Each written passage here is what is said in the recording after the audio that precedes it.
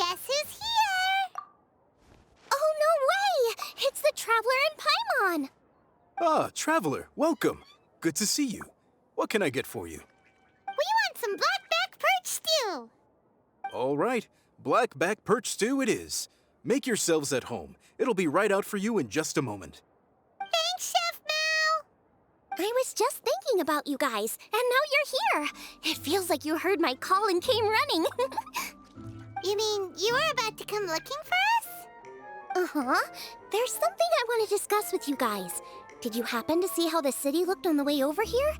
Everyone's getting ready for the Moonchase Festival. Moonchase Festival? Is that another one of Liyue's ancient traditions? That's right! Moonchase is a big festival where we celebrate the arrival of the fall by moonlight. The old folks say that thousands of years ago, this was the time of the year when the Adepti would seek the way. But it's completely different nowadays. We eat our favorite foods, spend time with friends and relatives, enjoy the moon and the flowers. So much easier. Basically, we just do all the things that people like doing and don't take a whole lot of effort. Sounds like Paimon's kind of festival. With your great taste in food, Moonchase Festival is sure to be to your liking. Hey! If you got a problem with Paimon's taste, just spit it out! So are you guys free these days? I'm taking part in this year's Masterful Chefs. If possible, I'd like you to be my culinary consultants. That's right. Getting some suggestions from friends will broaden your horizons. Masterful Chefs, huh? So is that like a competition? Right, yeah! I guess you probably haven't heard about it before. Every year, Moonchase Festival has a different theme, usually picked by the Qixing. This year's theme is Feast of the Bounteous Land, so the Qixing decided to organize a cooking competition. Feast of the Bounteous Land. Pretty much sums up what Liyue is all about. Great theme! I totally agree. I heard it was Ningguang that came up with it. She's so amazing and so full of mystery. Well, I want to take part in the competition, but coming up with new dishes is hard work. By the time you finally thought of something, cooked it, taste tested it, it can be hard to judge whether you're really into something or not. And so, I was thinking, I could get the two of you to help by gathering everyone's thoughts on what makes a great dish. I really want to think outside the box this time. And to do that, I'm going to need lots of different ideas from lots of different people. This'll be a piece of cake! We've got friends from all over the map, haven't we? You sound pretty confident. Well, you know, not to brag or anything.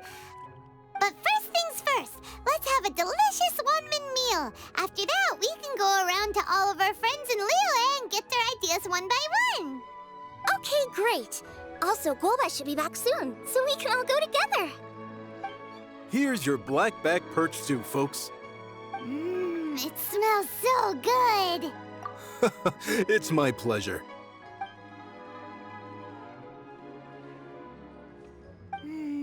That was so delicious. Theory confirmed, this is definitely chili pepper weather. Xiangling can be a bit of a handful, so please look out for her while you're out and about. Come on, Dad. Why would you say that? Because I know you all too well, my dear. That's why. You mustn't be quite so reckless when you're out in the wild, you understand? You do well to be a little more cautious, like our traveler friend. Don't worry. We're all friends here. Let's all look out for each other. Ah, and Gouba's back. Roly-poling around as usual. All right, let's pack up and head out.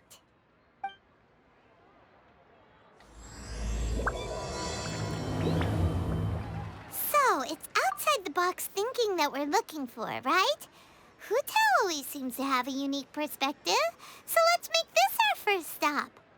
What? My ears are burning. Did somebody say my name? Yeah, it's Paimon and the Traveler. Oh, and Xiangling, too. Oh, of course, Hu Tao. Way outside the box. Meaning you're here for some other reason, right? How might I be of assistance? Well, Hu Tao, I wanted to ask you, what kind of food do you like? What food I like? Well, off the top of my head, I don't really have an answer. Wow, so even Hu gets lost for words sometimes. Paimon sure didn't see that coming. Come on, even the chirpiest birds clock out for the night, right? I'm no different.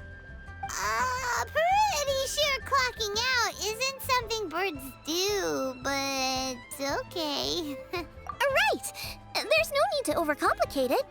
Just pick a dish and tell me what you like about it. I'm doing some market research. I see. Launching a new dish? Well, let me say right off the bat, nothing weird, okay? Some poached fish, a side of shrimp dumplings. That is all you need. Poached fish and shrimp dumplings? That's a bit ordinary, isn't it? Well, it is and it isn't. Think about it. Poached fish is hot and spicy with a powerful aroma. It's a dynamic dish.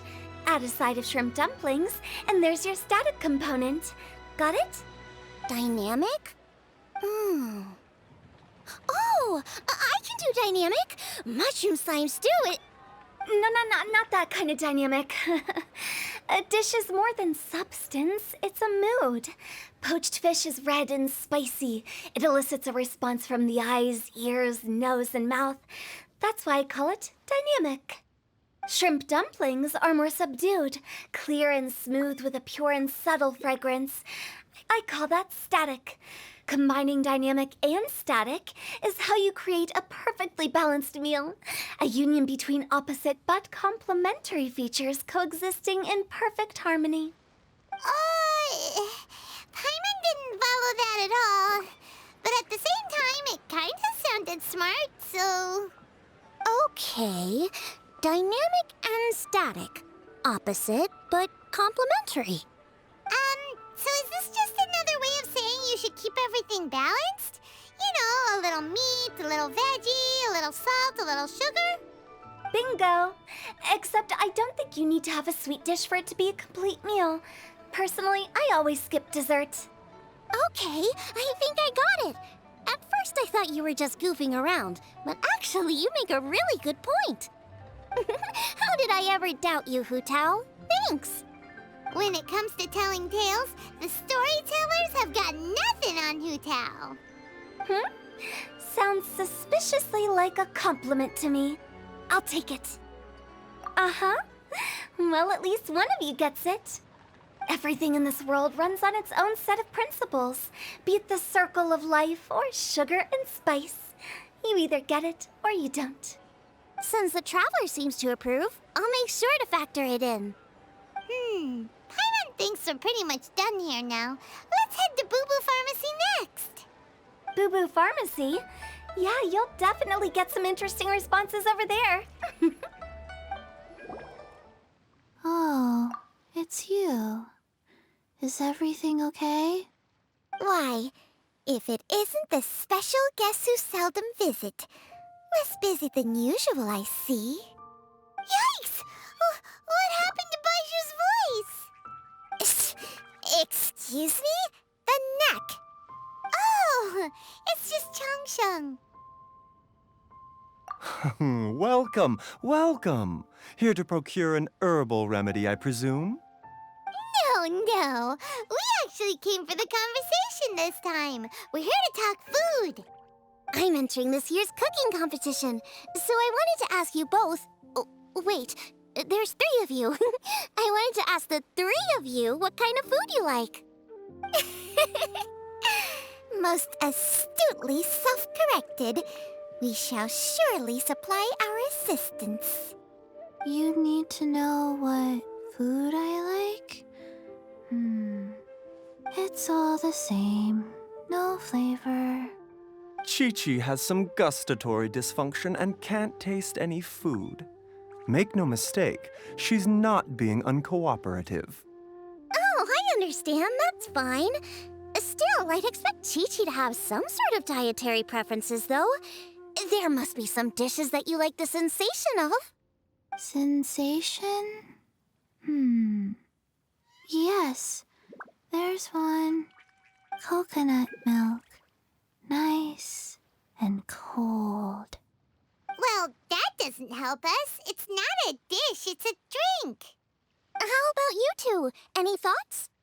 I like bite-sized morsels of meat. I agree with Chang Sheng. Many of our patients are the elderly and young children. They find large chunks of fowl or seafood difficult to swallow and digest. Dishes where the ingredients have been finely chopped, on the other hand, are far more suitable for them. We also see plenty of people with colds and sore throats who find it difficult to eat rich food. From a purely pharmaceutical perspective, I tend to recommend soups and stews. Got it. Would that be medicinal soups and stews? Medicinal soup. I don't like it. I must apologize for having such a one-track mind. It's a little difficult to think about food without worrying about the health implications these days. We've had quite the endless stream of patients recently. If you ask me, I think the changing weather is to blame. That's okay. Everyone's input counts. Keeping it seasonal and suitable for all ages sounds like a pretty good idea to Paimon. Medicinal dishes have higher demands in terms of nutritional balance than the kind of food I normally cook. I don't usually focus on medicinal properties, but since this is for a competition, maybe I can score more points by taking both flavor and function into account. Food with substance. Always better. Everyone will like it. It's a great suggestion. Thanks, everyone. You're welcome. As long as we could help. It's great to have a doctor's unique perspective. I'm feeling inspired. Oh, how you flatter me. Receptivity to sensible suggestions make for a savvy chef. Oh, she is! Creating new dishes is Xiangling's favorite thing to do. You can be sure she'll put lots of care and attention into it. Everyone's got their hobbies, and mine is cooking. Usually I just go with my own ideas, but having a whole new perspective this time is sure to make a big difference to the end result. Great! That makes this whole trip worth it! Alright, time to move on to the next. So we've got an independent thinker's perspective and a health perspective. Next, Paimon thinks we should probably talk to some picky eaters. Oh, it's the Traveler and Paimon. And Zhongli. Greetings, friends. It's been a while. Hey, what brings you here? Has something happened?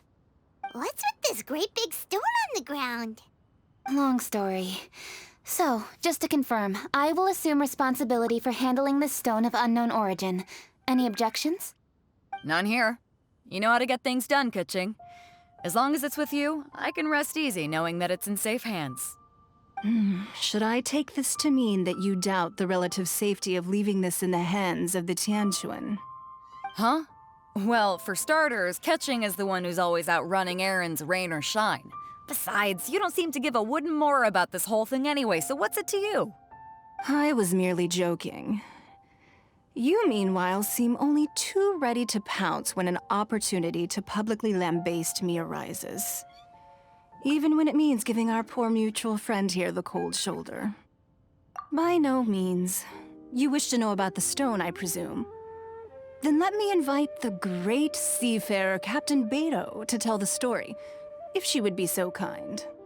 You... Fine. Well, it's a big one, right?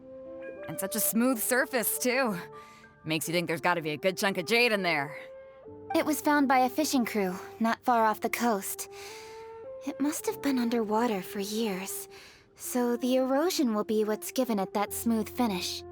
Finds like this cannot be kept as private property, and must be submitted to a holder of public office. Placing it into our custody will also give them peace of mind. So, what's inside it? Well, we've hit it with just about every weapon we could get our hands on and haven't managed to even dent it yet. Clearly there's more to it than meets the eye. No weapon could smash it open. Wow. Paimon doesn't think we've ever encountered a stone like that before. Kuching has taken an unusually keen interest in this giant stone. which is why we are leaving the matter in her capable hands. Let's put that aside for a second. Traveler, what brings you here? Were you looking for someone? Actually, we were looking for all of you. We need all hands on deck here. Oh? Hopefully not because there's been some sort of cataclysmic event. No, nothing like that. Paimon's just getting carried away. I just wanted to ask everyone about their food preferences. Food preferences? That's a little unexpected. I have rather simple tastes. Precise, pure, smart, and sophisticated. That is all I require. That's your idea of simple, huh? I summed up my culinary requirements in 4 words. Is that insufficiently simple for you? A few weeks out on the open ocean would fix your flawed definition of simplicity, let me tell you that. What about you, Beto? Me? If it's freshly cooked and piping hot, that floats my boat. If it's got a little chili pepper in there too, I'm one very happy captain. Paimon thought you would have said bar food. Oh, bar food works too. As for me, it's got to be seafood. Okay, got it. So, seafood, piping hot, and, simple but sophisticated. And that's where I would disagree. Traveler, surely you've heard of golden shrimp balls. Oh my, they're my favorite. You need to wash and devein the shrimp, wrap it in finely sliced potato strips, then deep fry it to perfection. There's no room for cutting corners. They're very precisely put together.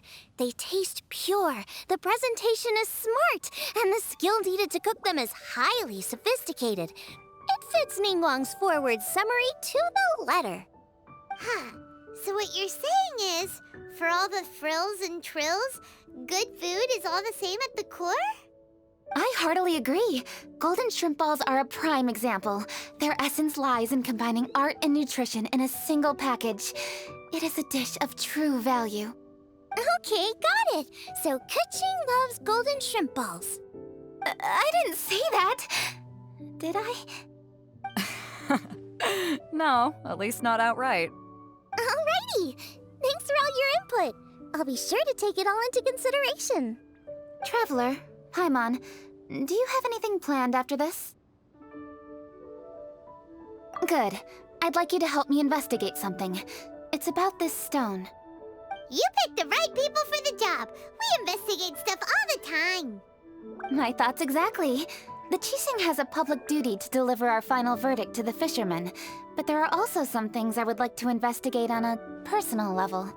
I'm sure you've become acquainted with the general background of the Moonchase Festival. However, I have my own understanding of this festival's roots. My grandfather was a researcher of Liyue's traditions. In his notes, he indicated that there was a deity called the Stove God in ancient Liyue, which people paid tribute to at a certain time of the year. Very few written records make mention of the Stove God, and those that do are notoriously confusing. Some scholars believe that the Stove God was just another title held by the Lord of Xiao, but others suggest that this was a different deity altogether. One folktale even claims that the ancients found the Stove God's shrine, but there was no statue, only a huge, smooth slab of stone. Shortly after it was found, the stone was lost in transit, and it hasn't been seen since. This stone here has all the same features, so I suspect it could be the one that went missing all those years ago.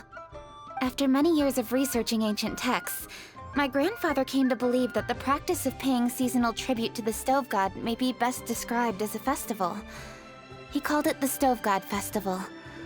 That would make it the forerunner to the Moonchase Festival we know today. But this is all just theory and conjecture. To prove any of it, we'd need to start by identifying who the Stove God really was. Now that Rex Lapis has passed on, and Liyue has entered the age of humankind, his successor should continue to respect our nation's culture and traditions, just as he did. That's why I think the responsibility for this situation should fall to me. It's a chance to shed light on our history, revitalize an ancient tradition, and possibly prove my grandfather's hypothesis along the way. With any luck, we'll nail all 3 in one fell swoop. It was just a couple of days ago that we received this stone. right after we decided to use food as the central theme for this year's festival. It makes me wonder. Maybe a divine will is at work behind all of this. 3 birds with 1 stone, huh? That's pretty efficient, even for cooking.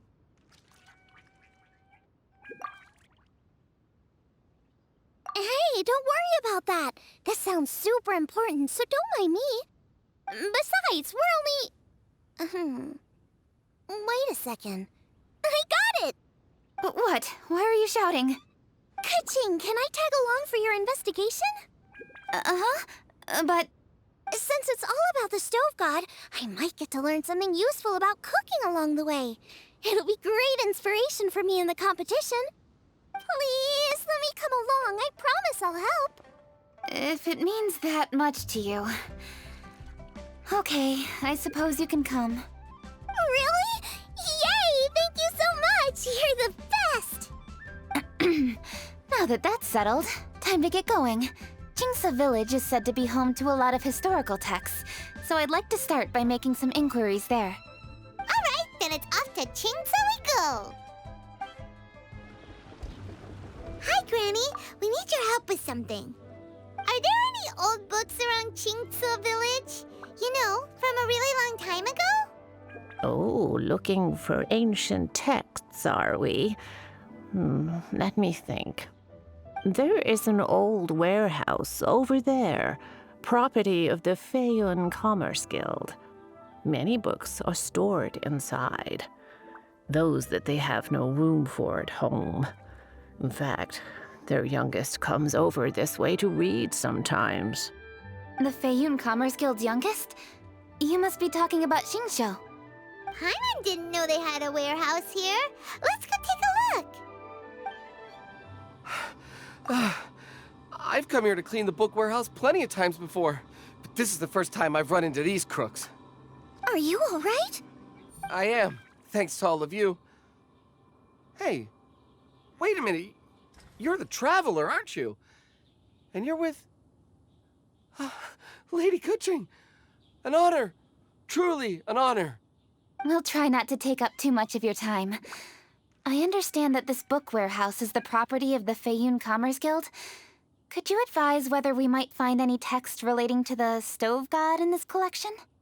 The stove god? I heard that's the Lord of Xiao, right? Huh? Really? Yeah. A friend of mine who conducts research mentioned it once before. We use stoves for cooking, and stoves are built from rock. Some people think that the stove is a gift from the Lord of Xiao. And that's why they call him the stove god. Seems logical enough. But do you have any books on the topic? I'm sorry, I'd have to ask the young master about that. Oh, any questions? Please, ask away. Hey, it's Chongyun and Xingqiu. Hello, one and all.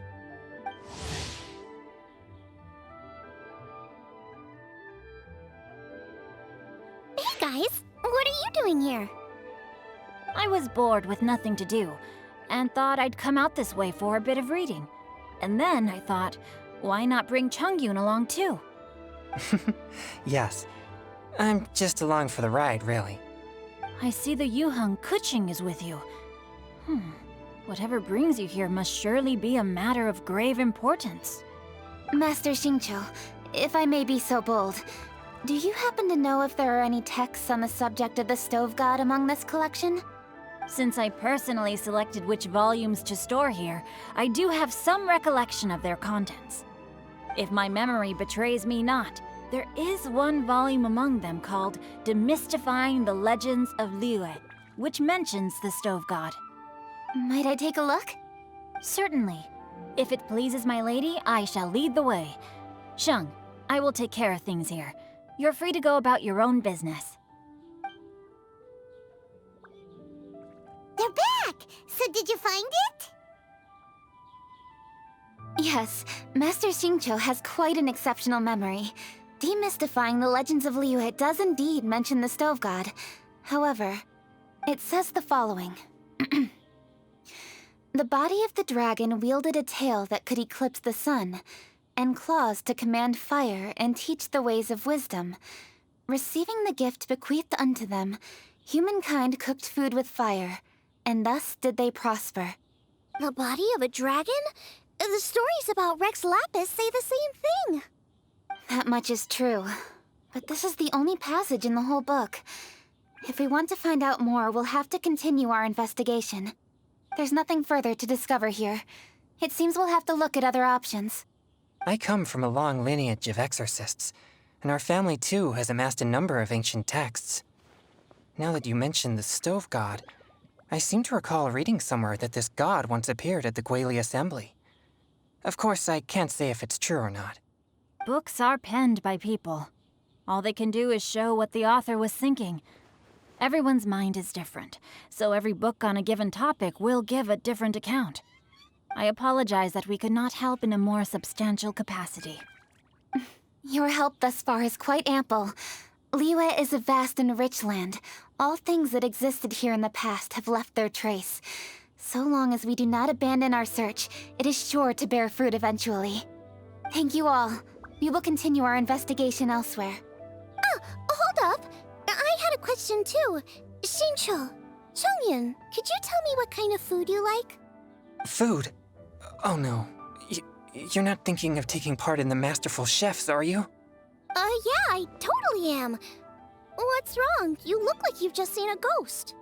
Xiangling, this is a major event. I beg you, please don't cook anything strange for this competition. What do you mean, strange? Mushroom slime stew, to give one example. Okay, fair enough. That dish isn't my most popular.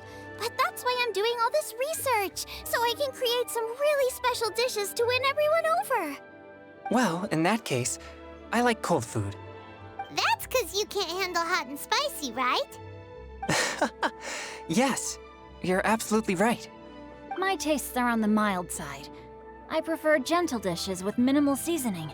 Soups and stews, vegetables and broth, seafood or freshwater fish, either boiled or steamed.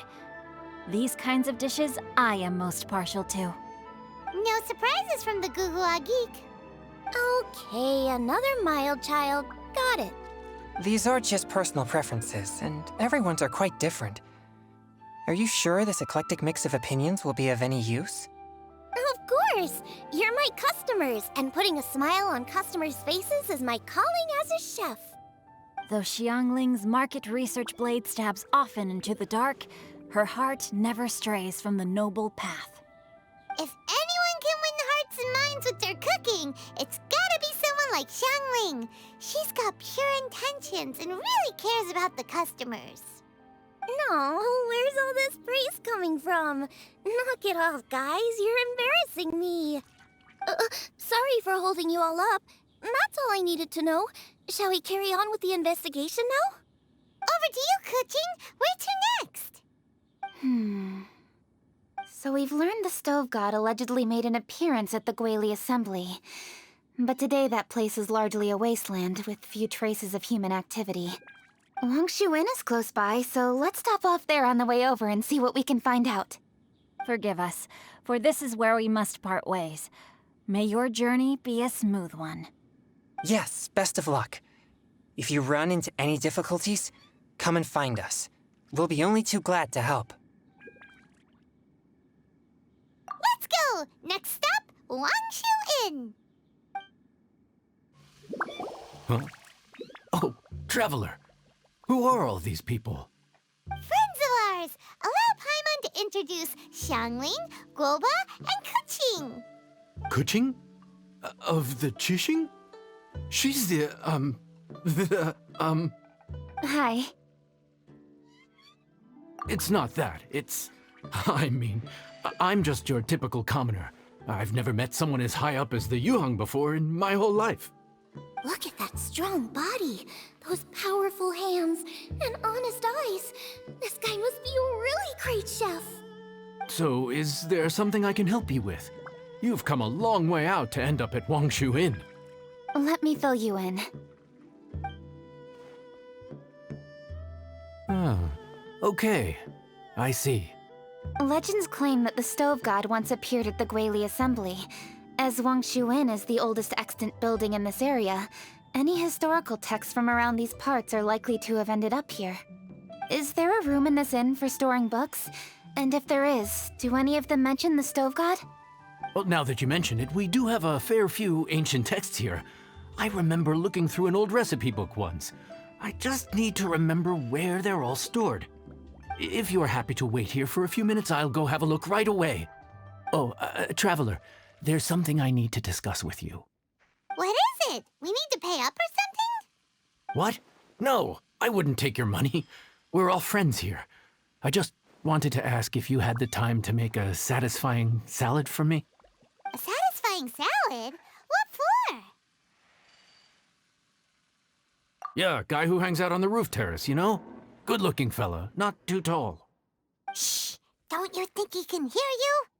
Oh, right. Yeah, maybe. Anyway, you know who I mean. The boss told me to take care of him, but this guy, let me tell you, he is one tough nut to crack. He usually turns his nose up at everything that isn't almond tofu. But the boss tells me you once made him a satisfying salad, and it all went down so well. So I was thinking, could you teach me how to make it too? That way, I'll have something else in my arsenal.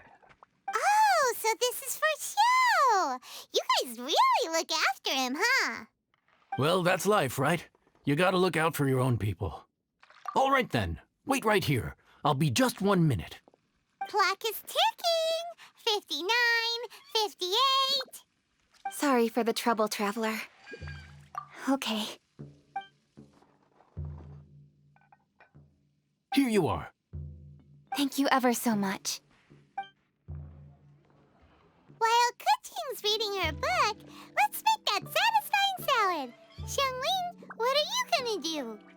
I'd love to come watch too, but I don't want to get in the way, so I'll just stay here with Kuching. Okay, shall we go then? Go ahead and get started. I'll just watch from over here. I only need to watch you make it once to have it committed to memory. All right, thanks for that. I think I've got it now. You got all the steps down, right? Of course. Don't forget, I am the best chef around these parts. Let's go see what Kuching and Xiangling are up to. Kuching, Xiangling, we're back! You finished cooking? Good timing. We finished our reading too. And? Useful? Or no? Useful. There is a passage concerning the stove god, and it's not what we were expecting. I quote, 60 miles to the northwest is the Guili Assembly. Many were settled there, where they hunted in groups, farmed the land, and made their living from what the soil yielded. When the stove god descended, one god became many, all of which were the height of children. As does a star when it descends into the world, so the stove god went out among the common folk and taught them to create fire. With fire, the people at last learned to make hot food, and they dined on rice congee and cooked meat thereafter. This is a radically different account from the one given in Demystifying the Legends of Liyue, and also a conflicting one. One god became many?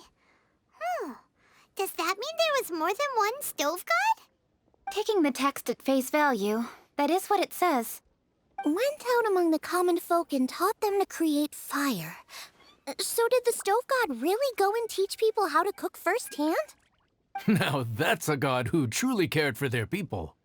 So, we've got two leads, but they contradict each other. How do we know which one to believe? By continuing our investigation and reserving judgment for now. Thank you for this text, Xiao. It's my pleasure, really. Think nothing of it. If anything, I should be thanking the Traveler. Listen, you've helped me an awful lot. Not just today, but in the past, too. I want to make it up to you properly, and as it happens, things are pretty quiet here today. So I'd like to take the chance to treat you all. What do you say? Will you stay for a meal? Wow, he sure sounds confident in his cooking. I like that. Confidence is one of the best ingredients a chef can have. I really want to try his cooking. I say we take him up on his offer. It's hard to refuse a generous offer like that. Yes, I think we can fit this in. Xiao, we await your culinary creations with great anticipation. I won't disappoint. everybody! Please be seated! You think you own the place. I'll sit here with Gouba.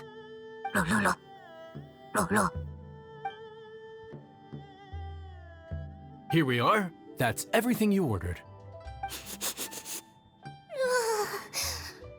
It all smells amazing! I think I've met my fellow finalist. It smells beautiful! Strange. I never would have guessed that such a gifted chef worked here. This inn isn't particularly known for its food. Everyone likes a good meal, whether they're staying the night or just stopping by for a bite. We call it an inn, but the fact is it's much more than that. We have to cater to all aspects of daily life to make this a true home away from home. Please enjoy your meal at your leisure. I should get back to work now. Xiao, are you taking part in this year's Masterful Chefs? Huh? You too? Yep, I've signed up already, and I've got my eyes on the prize. Your cooking's delicious, Xiao. I'm really looking forward to seeing you in the final. Huh. Interesting. All right, I'll see you there. What was that? Some kind of power move? No, it seemed more sportsmanlike than that. Yep, he's a really talented chef. His food was excellent, and it showed he has a level-headed personality. That's the kind of chef that could be a match for me. I haven't had any competitive cooking experience since my cook-off with Brooke in Springvale. You're too kind. Gouba, what are you doing? Gouba's eating the... Those were Kuching's! How could you steal them while she wasn't looking? Oh, my golden shrimp balls. Bad, Panda! Bad! Huh? You ate every last one? Oh, Gouba, we've been through this. When we're with friends, you gotta be on your best behavior, okay? I'm so sorry, Kuching. I promise I'll make it up to you. What's the big deal? We can just get another plate. After all, it's Xiao's treat today. It's not the same, though. The moment's gone. Sure, you can eat something else, but you can never go back and change the feeling of despair as your food is snatched away from right under your nose. The dining experience is a trinity of emotion, food, and atmosphere, and you've got to have all three to make it work. I have to say, now that you mention it, that is a very accurate appraisal of the situation. I'm gonna make it up to you, Kuching. Is there anything you want to eat? Anything at all. Whatever it is, I'll make it for you. I don't have high hopes for this, but equally I don't want her feeling guilty. Okay, I'll let her do this for me. If you insist, there is one dish that perhaps you could try making for me. It's an old recipe from my grandfather's notes. No problem. May I see it?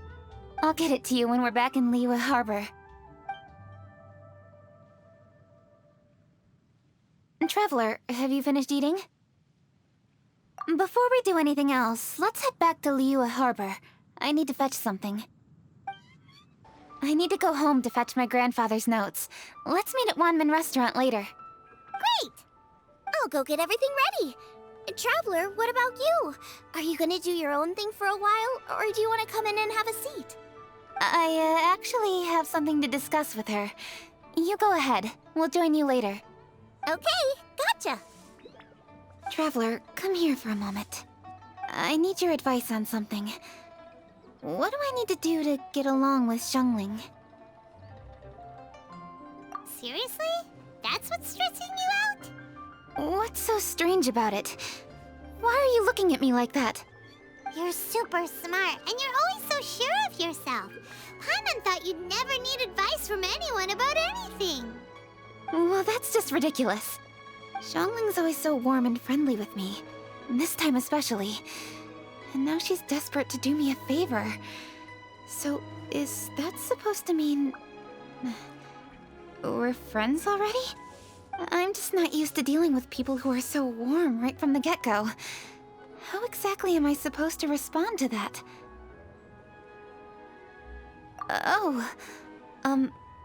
Okay. Noted. Thank you, Traveler. I'll see you again shortly.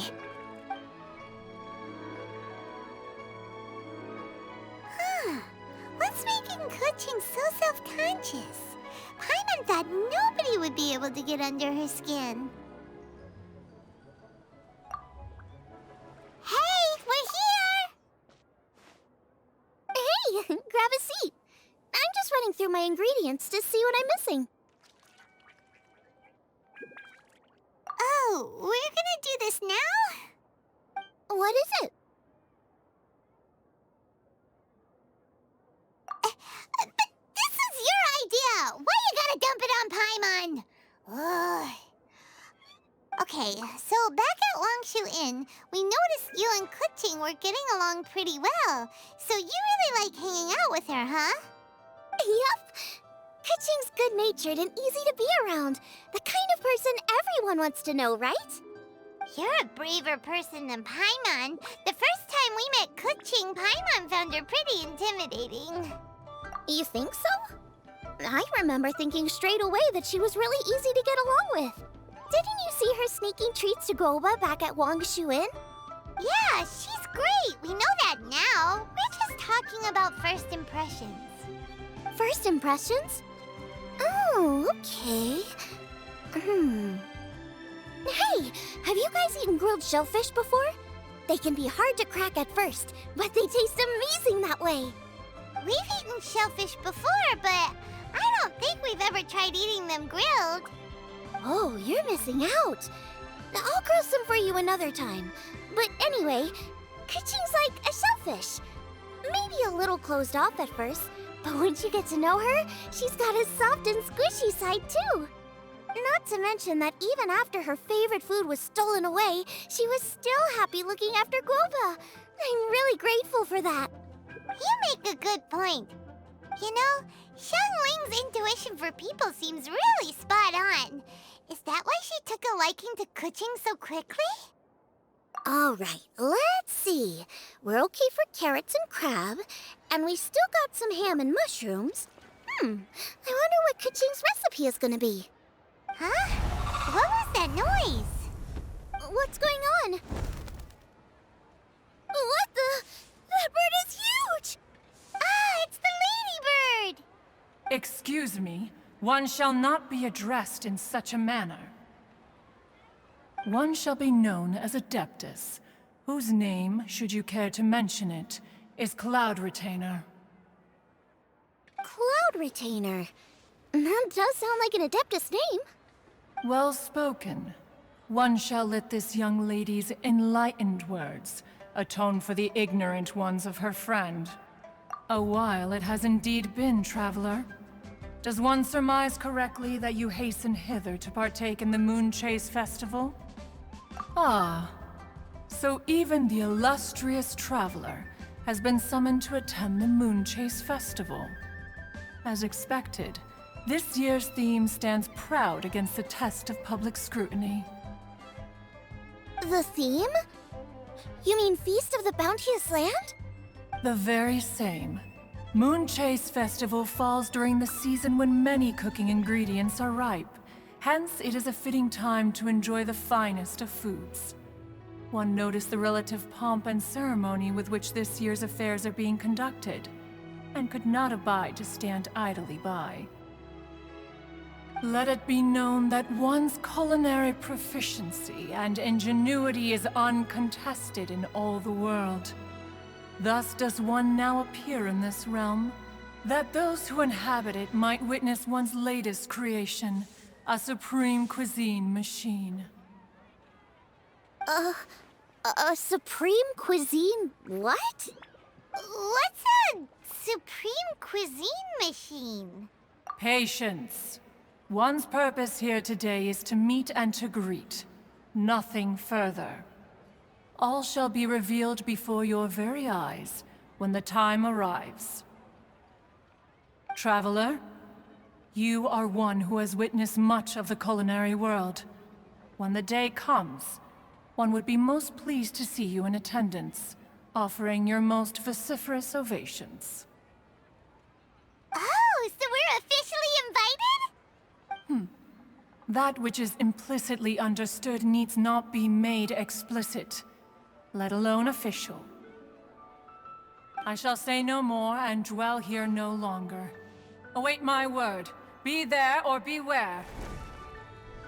This bird always disappears just as quickly as she shows up. Wait, not bird, Adeptus. Hey, wait! Isn't she technically an illuminated bird, though? She seemed like someone very prestigious and very talented at cooking. She definitely loves her food.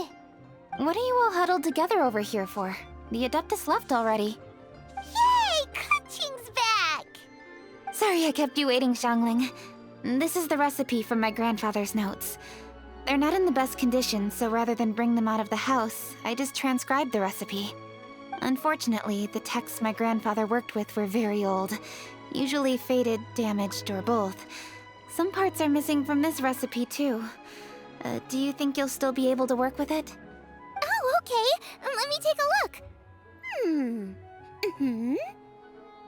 Give me some time. I need to look into it. Sorry for the trouble. You're all here? That voice sounds familiar. Sorry to interrupt your conversation. I was in the area buying a few things, and I heard the disturbance, so I felt compelled to come take a look. You mean Cloud Retainer? I saw her too. She just suddenly showed up right in the middle of the street. Whatever adeptal power that was, she certainly knows how to make an entrance. Lady Kuching, you saw her too? Do you, have a moment? I need to discuss something with you. What is it, Ganyu? Has something urgent come up while I've been out? No, it's nothing work-related. I wanted to ask about, something personal. Is that okay? A personal matter? Involving me?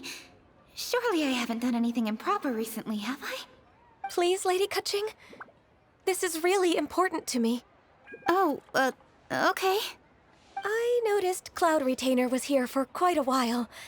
Did she say anything about... me?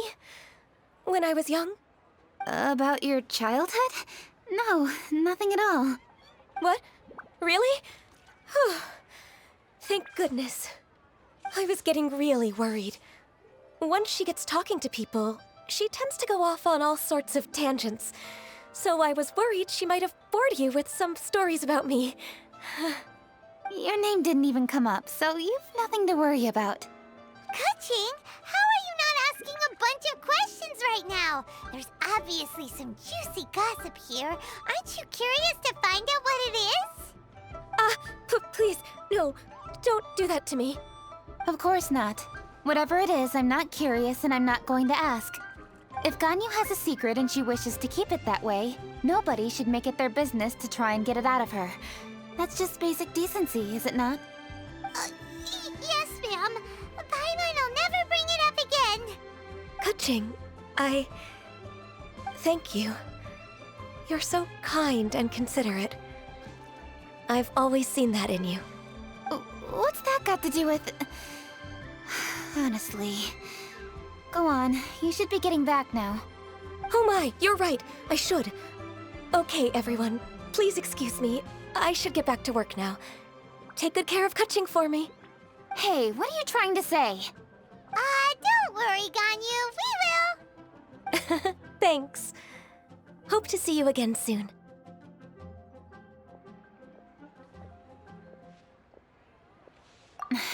Just ignore her. Hey, everyone! I just had an idea. It only occurred to me when that Adeptus showed up. Do you think the Stove God could be an Adeptus too? Ooh, could be. I don't want to assert either way, but it seems highly likely. In that case, we should go ask the Adepti about it. I think my master might be able to help. Master? You mean your teacher is an Adeptus? Uh-huh. She's over at Yujing Terrace. Come on, I'll introduce you. Master!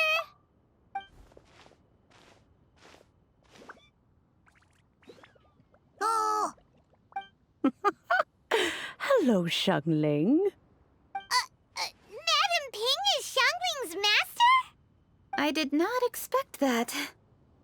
Master, how are you keeping these days? Are you well? Oh, very well, thank you. What a surprise it is that you all had the time to come and visit me today. Hello.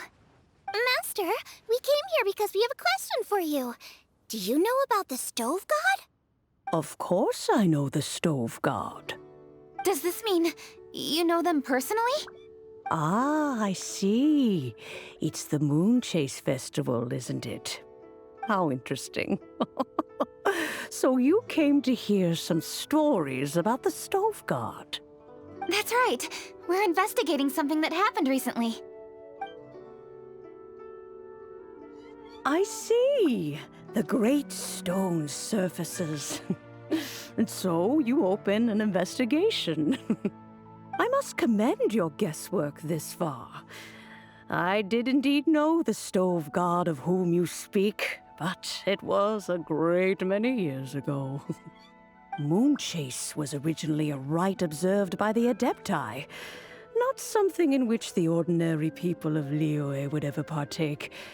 But over the years, they have sought to emulate it for themselves many times, giving rise to various festivals bearing the Moonchase name. On nights when the moon shone bright, everybody would get together for joyful reunions. There would be fine food, fine wines, and choice teas. Later, Rex Lapis unified all of these various festivals under the Moonchase name to honor an old friend of his. In short, the heavens were our witness as we vowed to the moon to come together in joyful solidarity, to remember the past and reflect upon the present. That is the meaning of the Moonchase Festival. Rex Lapis. That friend made many contributions to Liyue, and Rex Lapis would not have them go unrecognized. Turning this season into a commemoration of his old friend was also a way to honor that friendship. I can only presume that the Stove God Festival was one of the many subsumed into the Moonchase Festival.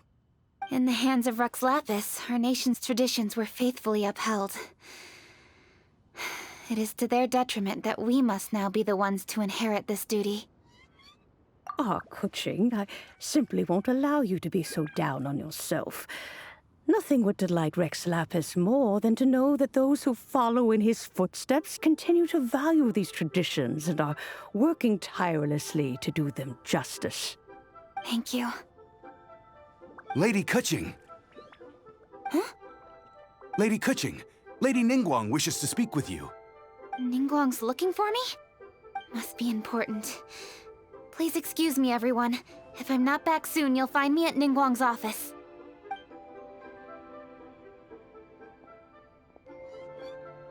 There she goes. Kaching's a lot more serious when she's got her work face on. Do you want to know who Rex Lapis's friend was? Oh! Hi, my guys! Yes, precisely. There are few genuine coincidences in the world. The story of the Lost Festival and the old friend are indeed one and the same.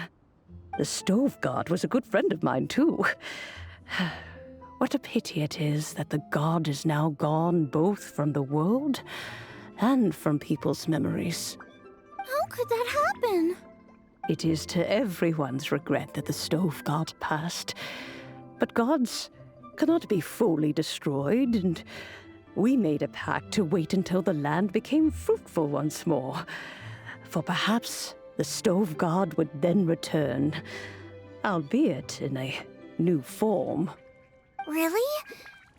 Master, you must miss the Stove God a lot, right? From the way you talk about it all, it sounds like you were the best of friends. Yes. Thinking back on it all, there are many fond memories. I'm pleasantly surprised to find that Kuching is investigating this. She is a tenacious child, and anything she sets her mind to, she will diligently pursue. It warms my heart and makes me want to give her a helping hand. Unfortunately, however, I cannot simply give her the answer, for the process is of great importance to her. Kuching's grandfather once researched the stove god, and now she follows in his footsteps. Since Kuching has inherited this conundrum, so too she must inherit the journey to its resolution. You knew Kuching's grandpa? Of course. I count all the people of Liyue among my good friends. I remember when he was the same age as Kuching is now. So young. Grandparent and grandchild are definitely made from the same mold.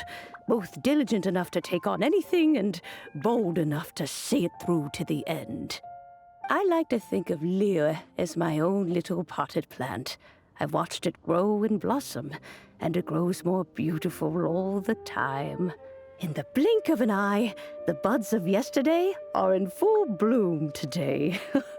It's wonderful to see. For new blossoms must bloom on the branches if the tree is to remain evergreen and ever young. My dears, you are absolutely right to focus your investigation on the stone. It is, as you suppose, the lost statue of the stove god, and within it lie all the answers that you seek. I should like to see the stone for myself if you would lead me to it.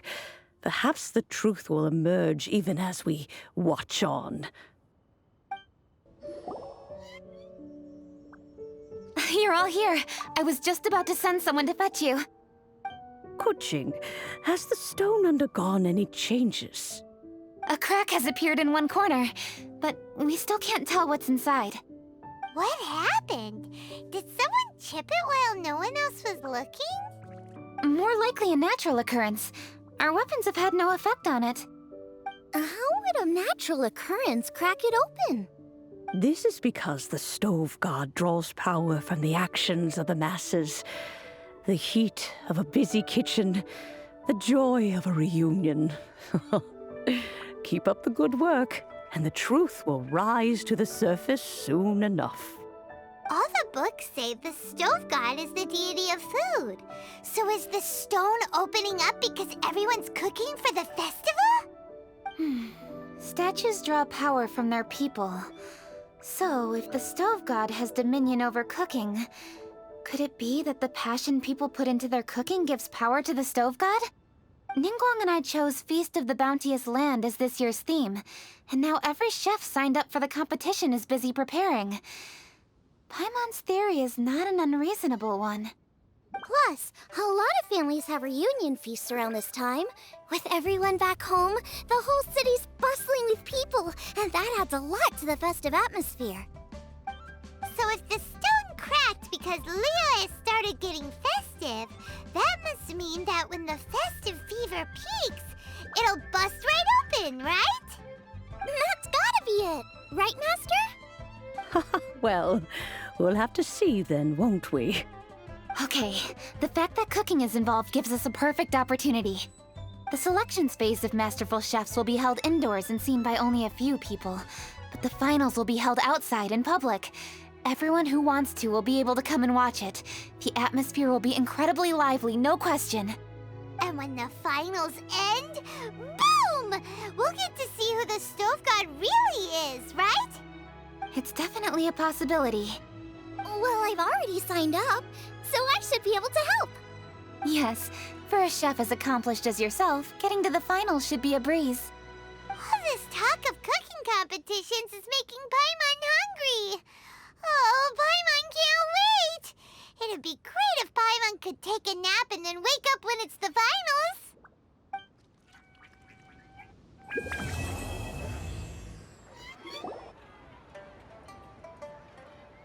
Hey, Xiangling, we're here! Traveler, Paimon, did you hear the news? I made it through the selections for Masterful Chefs. Really? Woohoo! That's great! It was a total breeze. I wasn't even trying. But a true champion never rests on their laurels. I'm still gonna need your help to prepare for the competition. I made a few new test dishes, and I was hoping everyone could try them and give some feedback. Traveler, you want to be the first? Oh, yeah, we did. And anyway, we get to eat your food all the time, so we're biased. You should find some other people this time, just to play it safe. Good idea! Okay, let me think. Let's get Beto to try it first. Beto! Yep, you can definitely trust her opinion. Let's go find her. Right now, she should be down at the docks. Let me box up this food real quick, then we can head on down. Beto, ahoy! Hey, look, who's she with? Hi, Beto. Hi, Xinyan. Are we interrupting anything? Zhongli! Woman of the hour. We were just talking about you. Oh, Beta was saying you and I should get ourselves on board sometime. Says the whole crew's been asking for us.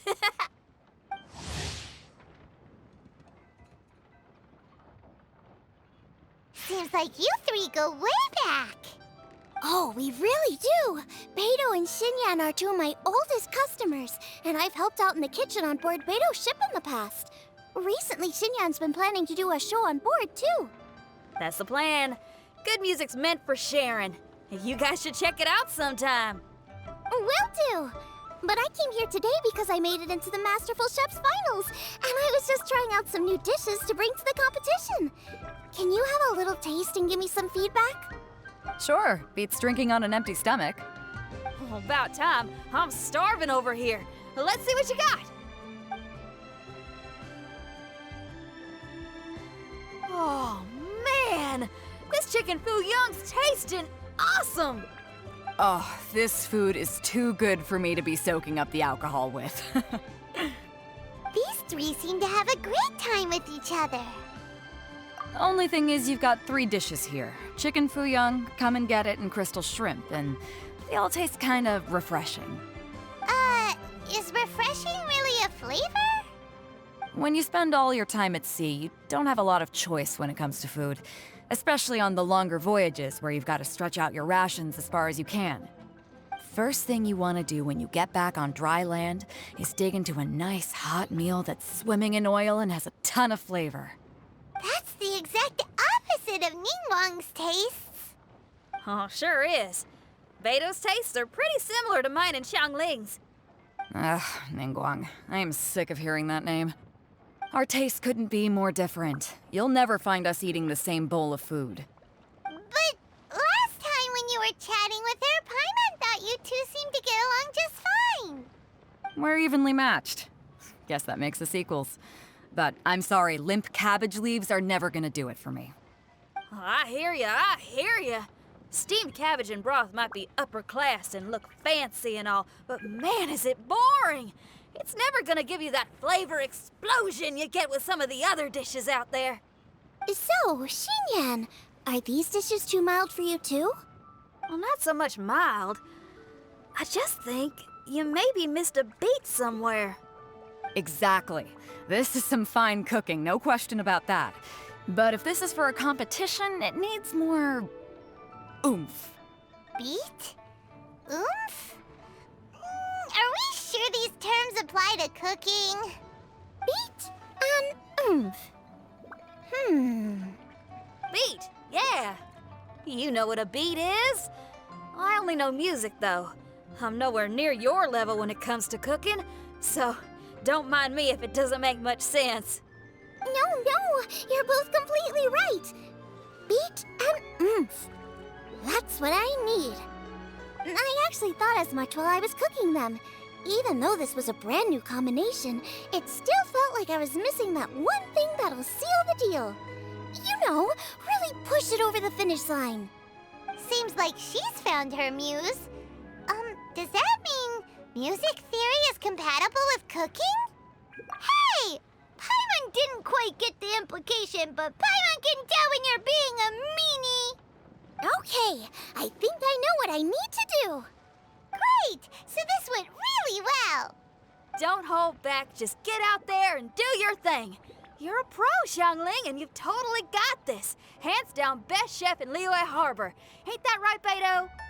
Well, I think so anyway. More than any other chef.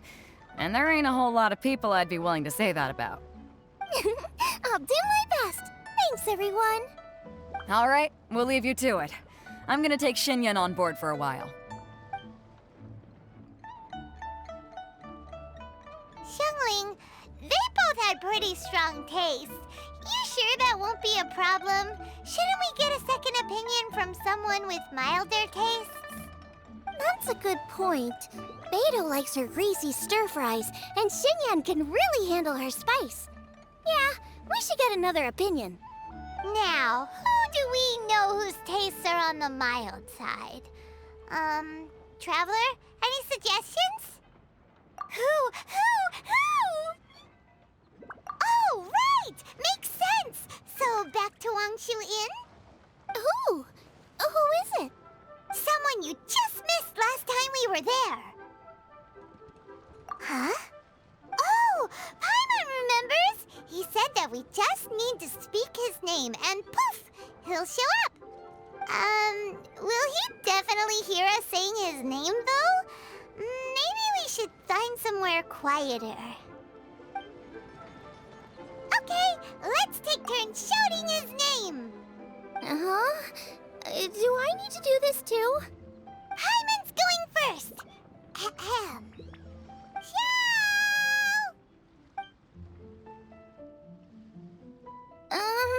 Nothing's happening. Let me try again. Xiao! That's weird. Does he not want to hang out with us? Oh, wait, so let me get this straight. Some guy with special powers promised you both that you just need to shout his name and he'll show up? Well, not both actually, just one of us. Oh, right. Well, you should be the one to try it then. Paimon clearly just doesn't want to feel left out. Okay then. You called? Whoa! He actually came! You spoke my name, did you not? When I make you a promise, I will honor it.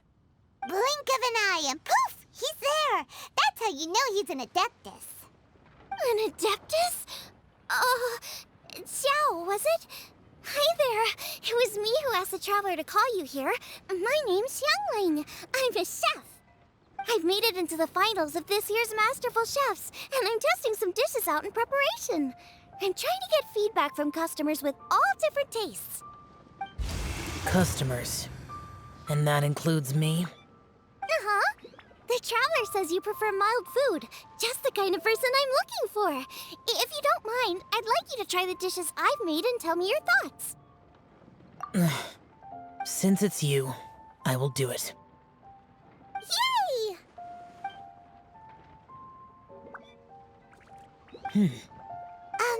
How is it? Are you sure you can eat it? Don't force yourself. Tastes pretty good. Huh? Really? I can't believe it. An Adeptus says he likes my cooking. If my dad was here, he'd be crying tears of joy. You excel in the culinary arts. I'm reminded of another chef I know. That chef cooks dishes with soul, as do you. Both of you are masters of your craft. Who do you think he means?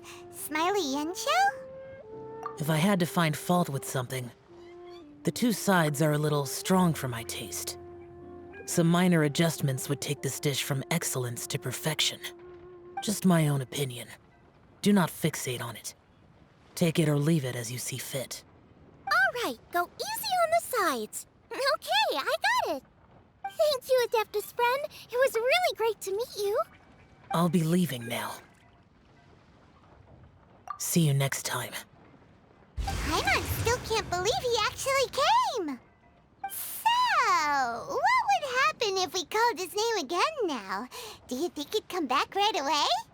Only kinda, maybe, not really joking. Jeez. Good news. After 2 rounds of taste testing, I've had an idea on what to do next. Great! Lucky we picked the right people to talk to. I'd better head back and try this out a few times while it's fresh in my mind. Thanks for your help. Oh, and the final is in Yujing Terrace. You better come and watch. Will do. Good luck. You bet.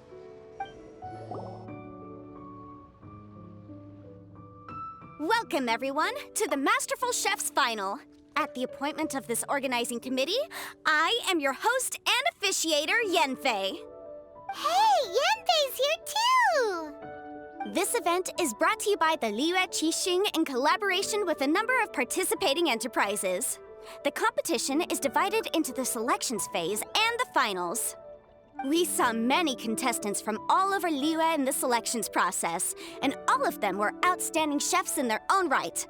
Of those, the 2 strongest participants were put through to today's finals. In just a few short moments, the finals will take place right here before your very eyes. As the officiator, it is my honor and privilege to represent the organizing committee and indeed the people of Liyue in overseeing today's proceedings. Next, please allow me to introduce the judges.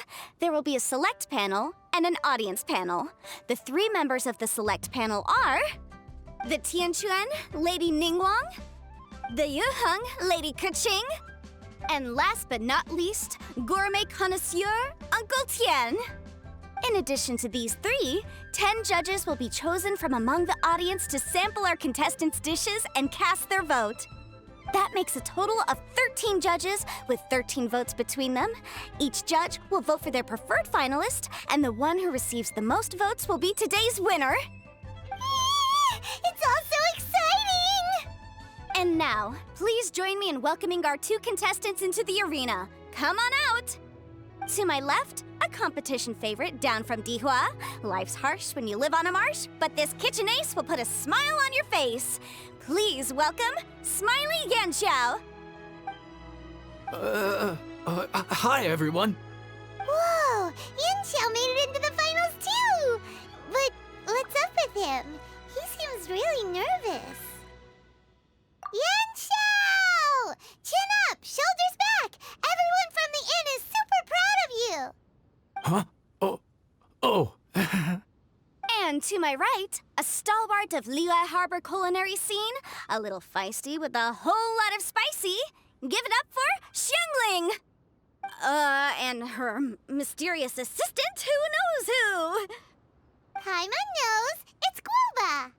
Hey, everybody, I'll do my best. Contestants, please repeat after me. As a finalist in Masterful Chefs, I solemnly swear to commit myself fully, compete fairly, and abide by all competition procedures. As a finalist in Masterful Chefs, I solemnly swear to commit myself fully, compete fairly, and abide by all competition procedures. As a finalist in Masterful Chefs, I solemnly swear to commit myself fully, compete fairly, and abide by all competition procedures. And I, for my part, promise to uphold the principles of fairness, impartiality, and transparency in my officiation of the proceedings. Now, I will hand things over to the select panel judge, Ningguang, for the announcement of today's theme. Thank you all for being here today at the Masterful Chef's Finals. I am the Tianquan, Ningguang. The organizers have chosen the theme for today's event, and that theme is of Earth and Waterborn. Of Earth and Waterborn. Just like the Feast of Bounteous Land. It really captures the spirit of this year's Moonchase Festival. It's like surf and turf, but the deep and meaningful version. The rules are simple. The one who receives the most votes wins. Tailor your dishes to the judges' preferences, or win over the audience with your originality. The choice is yours. Well then, I look forward to both of your contributions. Contestants will have 1 hour of cooking time available and may only use ingredients provided by the organizers in their dishes. I trust this is no problem. Okay, without further ado, let the cooking commence. Begin. Time to pull out all the stops! Show everyone why you're the best! Traveler, Paimon! Thanks for coming to support me! Don't you worry, I'm gonna make this the best tasting dish I've ever cooked! this? Hold up. Things are taking an unexpected turn on the masterful chef's stage. Xiangling's mysterious assistant appears to be aiding her opponent. Judges, are we going to allow this? We knew in advance that Xiangling would be accompanied by a mysterious assistant, and the judges agreed that the two could be classed as one individual for the purposes of the competition. But what do we say to this? I take no issue with it. In any case, the assistant hasn't done much in the way of assisting. No competition would be complete without a little drama. All a part of being young. I won't be the old fogey that ruins it for them.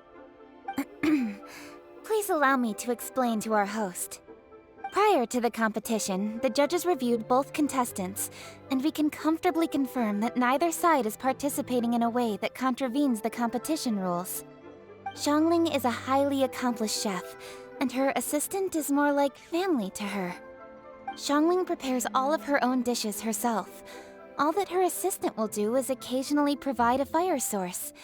Given Xiangling's level of culinary skill, the difference between her using firewood or her assistant is a trivial one.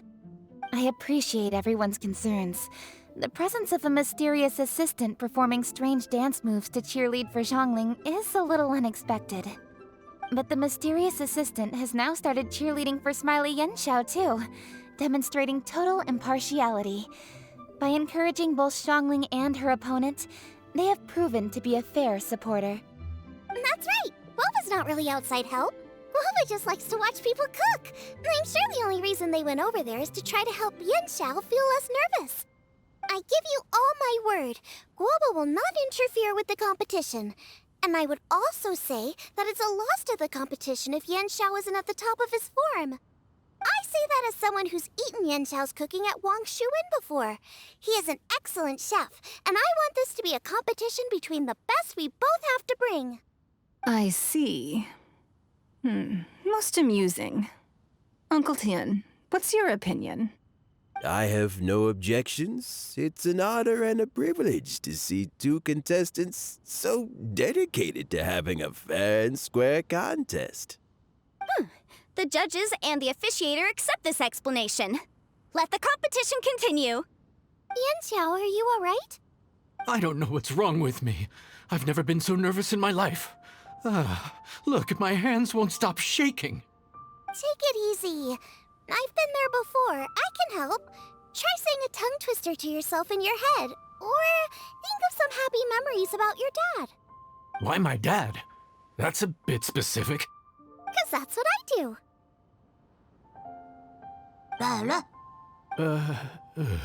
I guess I'll think of my mom then. Anyway, you should carry on. I'll be fine. Don't hold up your own dishes on my account. Nothing's being held up. I'm finished already. Huh? Oh, right. Then I need to focus up and win this thing. There you go. That's the attitude we want. You're a very capable chef, Xiao. So come on, show everyone what you're made of, just like you showed us last time at Wang Shuin. Yes, you're right. I can do this. I can do this. Thank you, Xiangling. And thanks to your, well, thanks. Time for me to get cooking.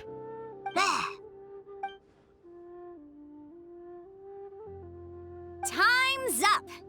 Both contestants have now finished cooking. I would like to invite them to present their dishes to the judges for evaluation. We will proceed in the order that the contestants finished. Xiangling, please describe your dish.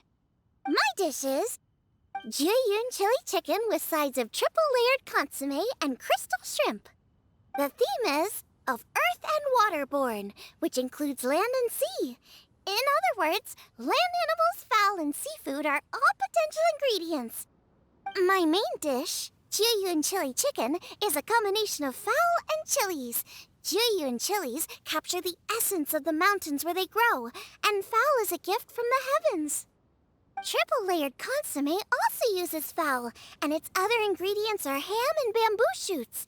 These are also flavors from the mountains, but they complement and contrast with the chicken dish, fresh instead of spicy, cold instead of hot.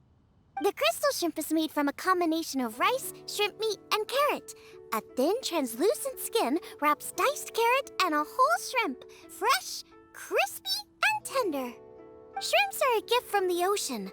Tightly wrapping them in a skin made from rice makes this dish a blend of land and sea, fresh with a hint of sweetness. It's the perfect note to end this course on. Ooh, a strong delivery there from Xiangling. Let's see what our next contestant Xiao has to say. My dish is Adeptus Temptation with a mint salad and golden shrimp balls. As Xiangling says, earth and water means land and sea. So birds, land animals, and seafood were also the ingredients I incorporated. Adeptus Temptation is a much-loved dish in Liyue, and as chef of Wangshuin, I've always been proud to offer this as the signature specialty dish of our menu. It's a complex dish with very particular ingredients: smoked ham, crab, fresh shrimp meat, and matsutake. I chose this as my main dish as a sign of respect toward my profession and to this competition. The mint salad is my first side. Cool and tender with a subtle sweetness, it's a perfect answer to the rich and strong flavors of the Adeptus Temptation. Golden shrimp balls is a time-honored classic loved by everyone. A hearty and wholesome broth, followed up with a shrimp ball. Oh, pure bliss. Paimon can smell it from all the way over here! It's driving Paimon crazy! Judges, please sample the dishes. Very impressive. Both contestants' dishes are well considered, expertly made, and truly delicious. I'm gonna have another golden shrimp. I shall have to sample both contestants' dishes once more before I can reach a verdict. Now, Xiangling has taken an interesting approach here. She's chosen a cold dish as her main. I have to say, that's a bold move. It's also a unique take on Jueyun chili chicken. Although the dish as a whole is served cold, the chili peppers have been stir-fried, and so they're still just a little warm on the inside. You get a nice crunch as you bite in. Then you get the spiciness and warmth all coming in together, and then just a hint of that wonderful pepperiness to top it all off. It's quite simply extraordinary. This Adeptus Temptation is quite exceptional. The triple layer consomme is also a very superlative contribution. Excellent flavor, well balanced between sweet and savory. Yes, the standard is very high. Judges of the select panel, I will now ask you to consider your votes carefully before writing them down and handing them to me. Also, the organizing committee has selected today's audience judges, and they are now evaluating the dishes. Everyone who's been lucky enough to sample today's dishes, please consider and cast your vote independently. How are we not involved in this? Why didn't they pick us to be judges? Paimon has buckets of passion and oodles of expertise when it comes to food. If they don't want Paimon, it's their loss. Oh. Yippee! For all the chefs there are in the world, and for all the amazing dishes they can cook, the fact remains that you're the one who treats Paimon the best. Thank you all for waiting. All votes have been received and counted, and the results have been returned to Ningguang. I now invite Ningguang to take the floor and announce the results of the Masterful Chef's Finals.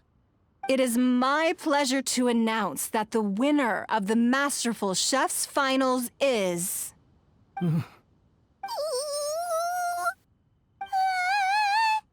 by a mere 1 vote margin, Xiangling! Wow! What? How is it so close? Well, there it is. I knew it. It was a close contest, but we have a winner. Liyue Harbor's Xiangling has beaten Dihua Marsh's Xiao by just 1 vote. There can only be one winner, but the fact that this was so close shows just how much both of these outstanding chefs managed to impress our judges.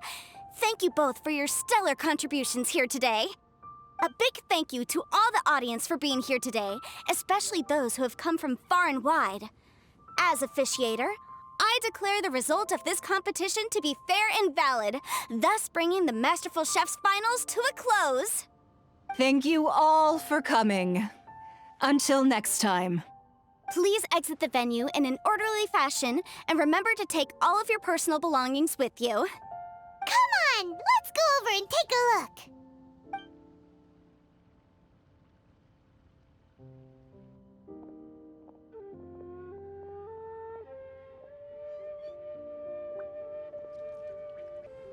Looks like I won this time, Yan Xiao. But I'd still like to try your dishes, if that's okay. Sure, I'll have a try of yours too. Oh, truly exquisite. No doubt in my mind why you're the winner here. This Adeptus Temptation is really good. It's so fresh, I'm almost moved to tears. Well, just goes to show that you have a taste for the finer things in life. No, you've got me all wrong. We're just a small neighborhood restaurant too, so I totally understand. Food is life, and customers are at the heart of all food culture. So humble food cooking is not to be looked down upon. Is that right? Huh. I'd heard you'd gotten famous for your experimental approach to cooking and were all about fancy and exclusive foods. Never realized you'd done your time in a small kitchen, too.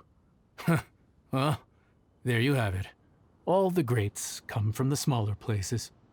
The same goes for you. You can't work in an inn kitchen unless you know how to consistently please customers. It's no wonder your food is so top-notch.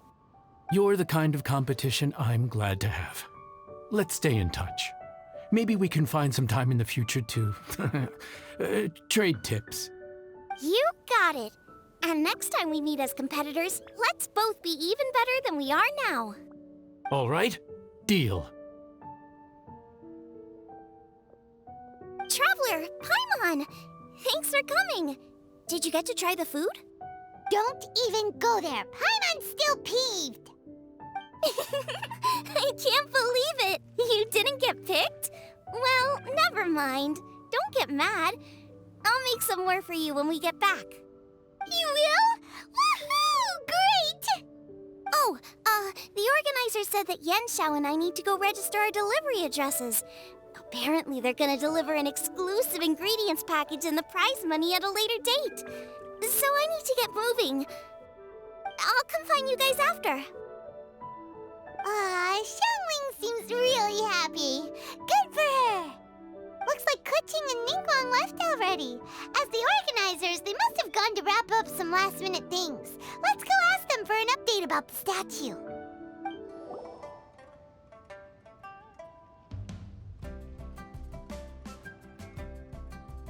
Kuching, there you are! Oh, you found me. Huh? Is everything okay? Traveler, I have found myself in something of a predicament. In the competition, I voted for Smiley Yanxiao. So you're frustrated because you can't go back and vote for Xiangling instead? No, that's not it. As a judge, I had a duty to remain objective. I made my decision after thinking about it very carefully, and my conscience is clear. Xiangling is my friend, so by rights, I should be honest with her about this. But, as you know, I voted based purely on my personal opinion. As a contestant, Xiangling may not be able to appreciate this. And I do not know how to deal with people of her temperament. I just don't know how to break it to her. It's no big deal. Just say it however comes naturally. Xiangling of all people isn't bothered about that kind of stuff. And anyway, she still won in the end. Oh hey, here you are. I've been looking for you for ages. Xiangling, there's something I need to tell you. What is it? My grandfather always said to me, in contests of food, always follow your heart. Which is to say that in gastronomical disputes, or indeed competitions, one must cast their vote for the party that they agree with. This decision must be based on one's honest thoughts, not influenced by any external factors. Of course, that was just my grandfather's opinion, but I have to say, I am inclined to think he had a point. So, despite the fact that I am your friend, I cast my vote for Smiley Xiao's Adeptus Temptation.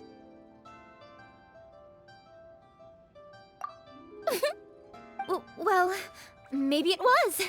I like golden shrimp balls. Is that a problem? You were acting so serious that I honestly thought something was up. It's fine. Doesn't bother me one bit. Huh? You voted for who you wanted to, and that's totally okay. In fact, that's exactly how it should be. Otherwise, how could it be a fair competition? So, you made a point of telling me. Is that because you were worried that it made you a bad friend? Don't be absurd. Didn't I say already? I love this about you. You're just so conscientious about everything. Half-baked feedback just isn't meaningful to me at this stage. Seeking reassurance is what novices do, and it's been a long time since I was a novice. The way forward from today will only get more challenging, as will the dishes I'll need to cook. Honestly, I'll need friends like you along the way. You have a strong sense of responsibility, Kuching. But you know, not everything is always about responsibility. Yes, you're a Qixing, but you're also you, Kuching. When you're with friends, you don't need to think about everything so thoroughly. You know that's what Ningguang's like, right? Beido's always telling me about how well she gets along with Ningguang. They even play chess aboard her ship sometimes. So you see, Ningguang's kind of bold in that she doesn't let her identity and reputation get in the way of her ability to have a good time. You could take a leaf out of her book. Outside of work, it's time to let go and relax. Traveler, Zhongli, anyway, what are we standing around here for? Let's go and check on the status of the Stove God statue. Oh, yeah! Paimon had nearly forgotten about that. Let's go see. How strange. It hasn't changed one bit. This doesn't make any sense. We cooked our hearts out. Does this mean the competition wasn't enough to awaken the statue? Oh well. I suppose it was simply not meant to be. Yeah, we've waited this long already. There's no harm in waiting a little longer. Right, Xiangling? Yep, there's still time. Let's be patient. We'll all see this through together. On another note, I have some good news for you, Kuching. Things are looking optimistic for that recipe you gave me. Master came by before the competition and filled in the parts that were missing. So now I'll be able to cook it. In fact, I'll go find somewhere to make it right now. Wait here. Zhongli. Oh, and Traveler, could you come with me? Huh? You only just beat Smiley and Xiao. You think you're up for challenging us already?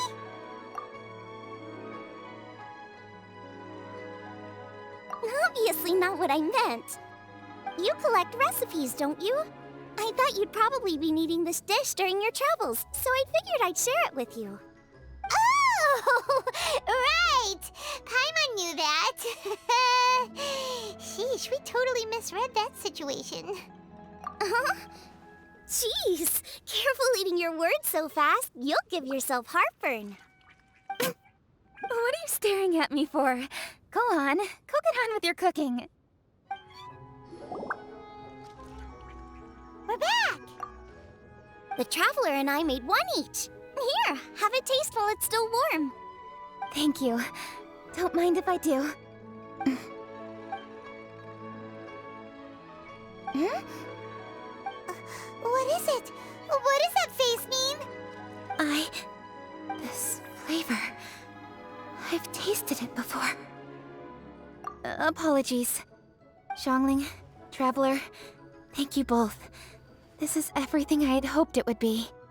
It tastes wonderful, and quite amazingly, somehow it took me right back to my childhood, when my grandfather was still around. Really? That's awesome! I didn't have a chance to fully explain before. In fact, when Master had filled in the missing parts of the recipe for me, I realized that I already knew how to make this dish. You already knew? You mean you were able to make this without ever seeing the recipe? Uh-huh. My dad taught me how to make it. Wait, but isn't this dish from Kuching's grandpa's notes, though? About that. I do not believe that this recipe was my grandfather's creation. My grandfather was a well-known real estate tycoon in Liyue, and also a scholar.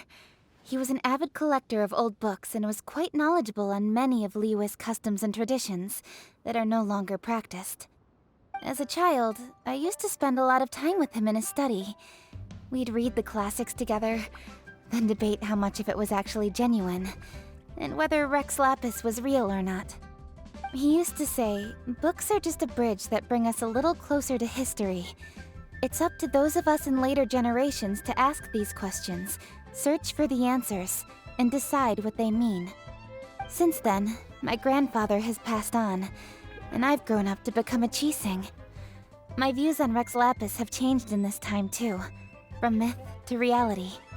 For me, the name Rex Lapis is inextricably wound up with memories of my grandfather. Whenever I see his name written down, it always reminds me of sitting in my grandfather's study, seeing all of his notes. As I said earlier, this recipe came from those same notes. It's an ancient dish that he was trying to restore to its original form. But, unfortunately, without the full recipe, he never quite succeeded. Still, each time he tried cooking it, he'd always get me to have a taste while it was still warm. The memories. This really is the taste of my childhood. Ancient dish? Are cornbread buns really that old? Well, at least in my family it is. My dad learned how to make it from his dad, and supposedly it's been passed down that way for generations.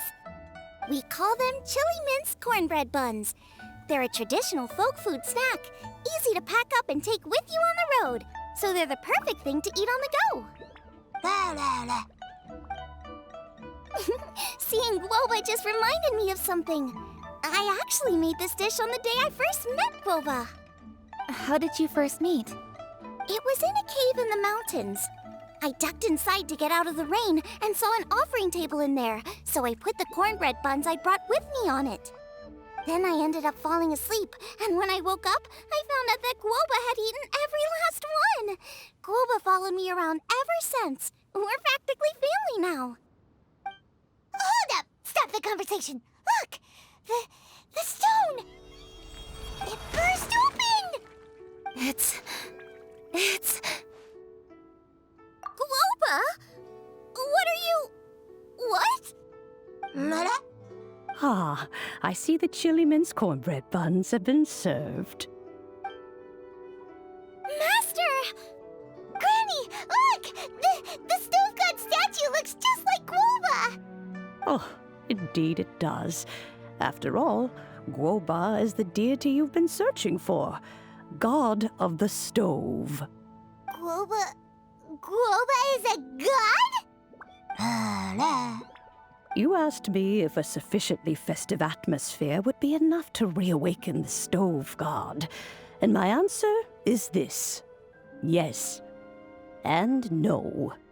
The stove god has always been a deity with great affection for the people, and who acts in response to their desires.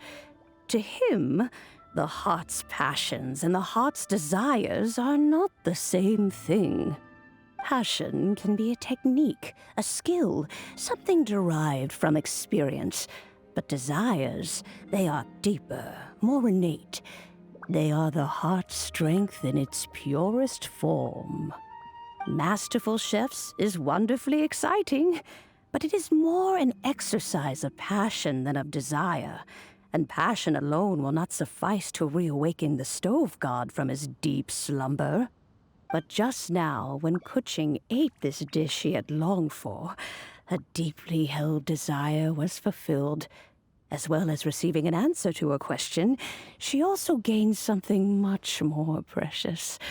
A moment of poignant nostalgia so vivid, it felt like she was right there alongside her grandfather. The enormous power unleashed by the fulfillment of this desire resonated with the stove god's statue and caused it to manifest once more the form it took in the past. Of course, the stove god himself is not contained within the statue. The true stove god has been here with us all along. How does it feel, seeing a statue of yourself from your glory days? Look at him. Still so majestic. Glory days? Wait, what happened? Did Gouba used to be different from now? Oh, yes. Back in his day, your Gouba was once the patron god of the soil.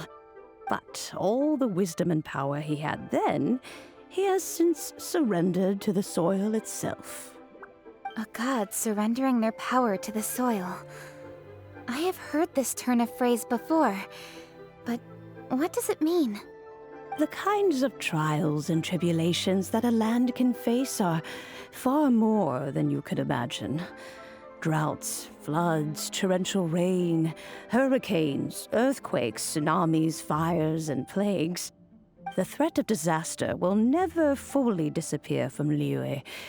Even woes that have never been faced before in history will come to pass in the future. Such things affect you mortals far more than we Adepti, with our immortal forms. He once walked with you over the barren plains until you arrived at last at the harbor. He joined you in building your dwellings and lighting the stoves. It was his hand that lit the very first street lamp of Liyue and brought the aroma of cooked food into every household in the land. You mortals no longer remember him, but back in the age when you did, he was the closest of all the Adepti to the common folk.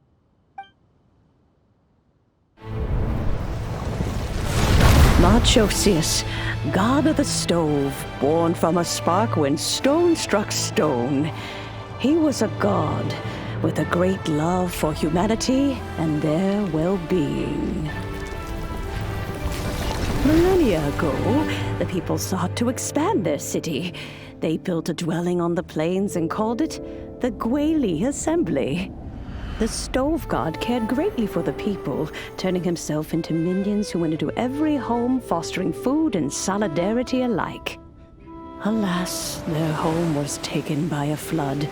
The waters ravaged the Gouba Assembly and forced the people back south to Liyue Harbor.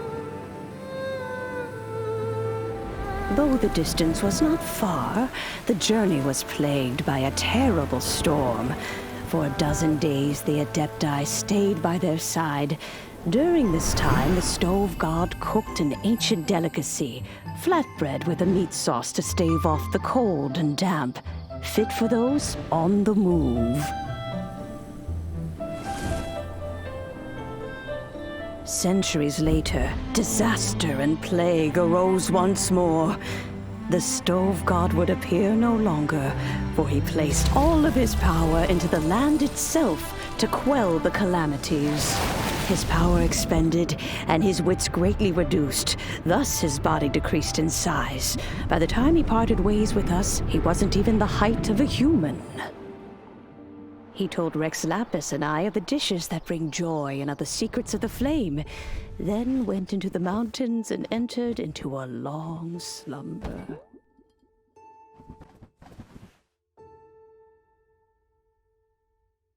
The stove god departed, and Gouba was born. When he awoke, he ate the Chiliman's cornbread buns placed on the offering table by a young lady in yellow. Though he did not remember the past, he was profoundly moved and decided to follow this young lady thereafter. The stove god had quietly disappeared, but the vendors rose early to hawk their wares. People went out to buy goods, lit their stoves, and cooked food, just as they had done every day for as long as they could remember. In Liyue, things have always been this way.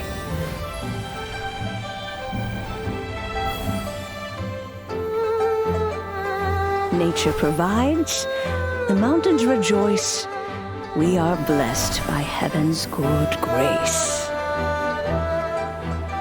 Years have gone by. The world has transformed, but our way of life survives.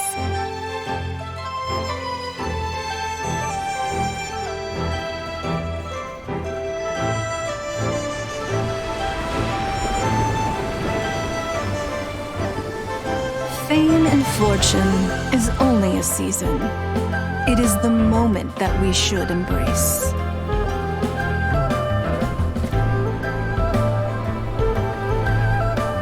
Past meets present. Heritage becomes legacy. Long into the future may we thrive. You once told me that dining is the profoundest of customs in the human world. To eat well is to consume vitality itself, and to drink well is to partake of the very essence of the world. It is a matter of paramount importance, you said, for people cannot face the arduous journey ahead on an empty stomach. At once a humble affair and a profound one. A humble meal of maize and spring water is also profound in that. By ensuring one's survival, it paves the way for millennia of human history and culture to come. My dear friend, Liu has changed so much while you have slept. Looking at the prosperity and beauty around us today, does it make you happy? Gouba, this is kind of a huge deal. Why didn't you say anything? He is not who he once was. Even the power of speech evades him now. There is no way he could have told you. Oh. Gouba, but... Xiangling. Do not be saddened, Xiangling. There are two sides to everything. Gouba may have lost many of his formal faculties, but he is now as carefree as can be, without a single worry in the whole world. In this world we inhabit, who can truly be said to live a life free of all woes? Those with a mind and with the knowledge will certainly be troubled by all manner of things. But he has gone further than us in his journey. He had both wisdom and courage. Everything he took upon himself, he was also ready to part with. His carefree demeanor today is a testament to the fact that he is at rest. So since you are his friend, take good care of him. Go out to walk and play. Allow him to eat, drink, and be merry. I will! You can count on me! Xiangling, you have an adeptal affinity. Gouba follows you around because he has respect for you. The moment he awoke, he was met with the familiar flavor in the chili mince cornbread buns he ate. After all that time, he still recognized the dish he had invented, and he approved of you as the one who had cooked it. That's right. The taste of one's home cuisine always brings back memories of home. Though he remembered nothing, eating the food you had cooked gave him a feeling of familiarity. That is why he stuck by you. You may be the first person in history to give the stove god the experience of being a satisfied customer. That makes you quite a remarkable chef. If that's true, I couldn't be happier. Because putting a smile on customers' faces is what we chefs are called to do. Well then, it's getting late and I still have things to do. Time for me to say goodbye. Traveler, Paimon, Xiangling, thank you all very much. I look forward to spending more time together in the future. I guess my dad's probably heard the good news already, but I should still go catch up with him. Master, it's been a while since you came by. Why don't you join me? He thinks about you all the time, you know. He's always telling me to invite you over. Oh, goodness me. Then, far be it from me to refuse. Off we go, then. Let's saunter over gently and see how all the city folk are getting along.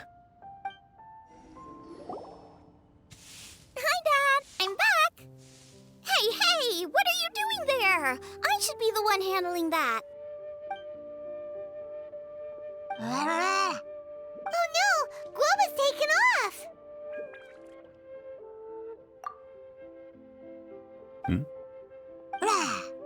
Oh, it's you. Hello there, old friend. Oh, bless my soul.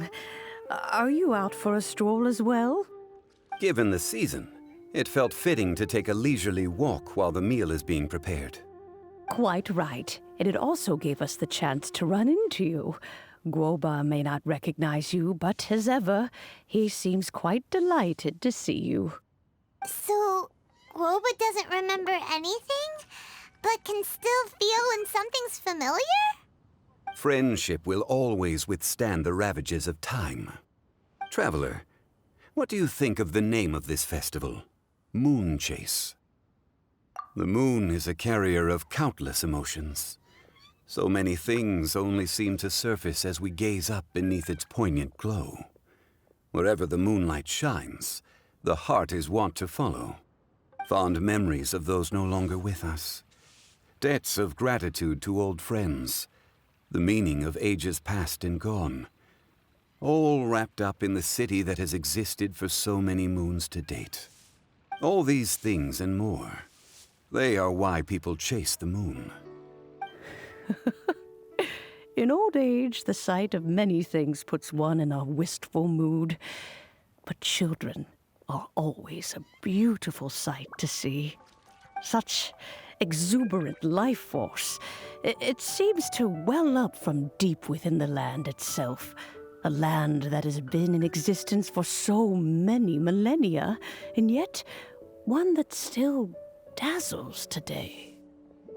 Traveler, this Moonchase Festival has been all the more entertaining with you here to witness it. Now, let's have Xiangling brew us a nice pot of tea. We shall drink and chat at our leisure. Time for some Moonchase special.